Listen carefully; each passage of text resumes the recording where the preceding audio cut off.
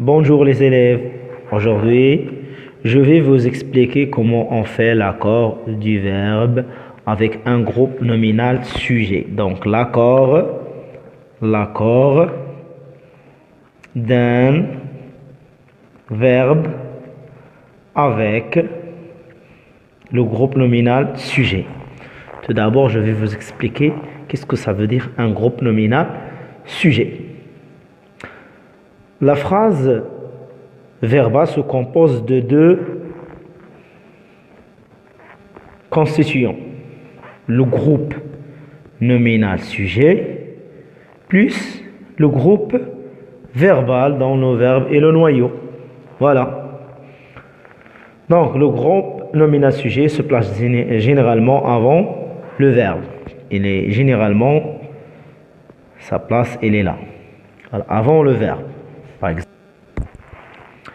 Tout d'abord, je vais vous expliquer le groupe nominal sujet. Donc, la phrase se compose d'un sujet, un verbe et un complément.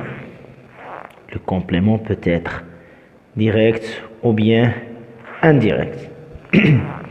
Voilà.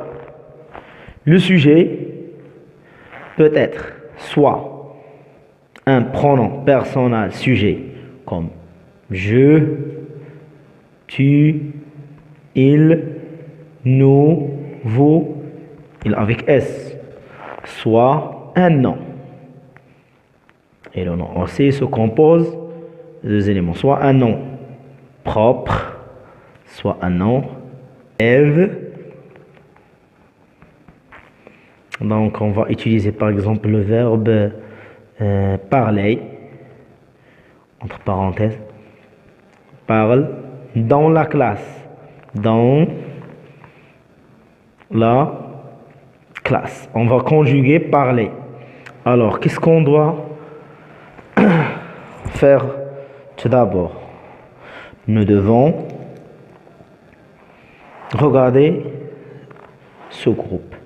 Donc, par quoi je peux remplacer les élèves?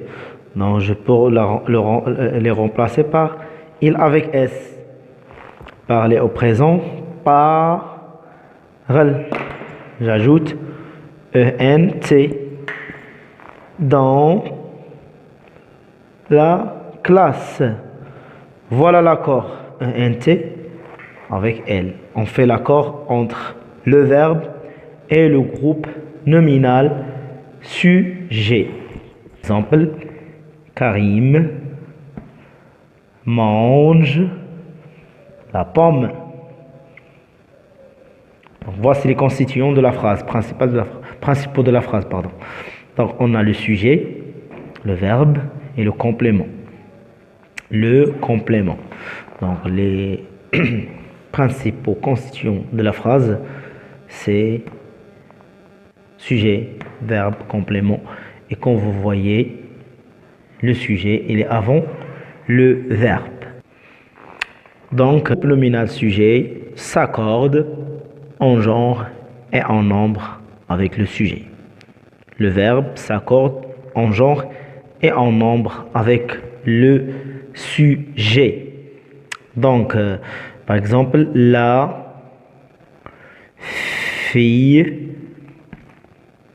va à l'école. Donc, où est le sujet ici? C'est la fille. Où est le verbe? C'est le verbe aller. Donc, aller, donc, elle est accordée avec le sujet. Par exemple, les filles. Qu'est-ce que je vais dire? Je vais dire, donc le verbe aller, je vais, tu vas, il va, nous allons, vous allez, ils vont à l'école, tout simplement. C'est très simple. Voilà. Donc le verbe s'accorde avec le groupe nominal sujet. Je vais vous donner d'autres exemples. Une phrase, je vais lire la phrase. Dans ce jardin, virgule, les fleurs sont épanouies. Donc, où est la phrase verbale? La phrase verbale, c'est les fleurs sont épanouies. Donc, je vais décomposer cette phrase. Sujet, verbe, complément.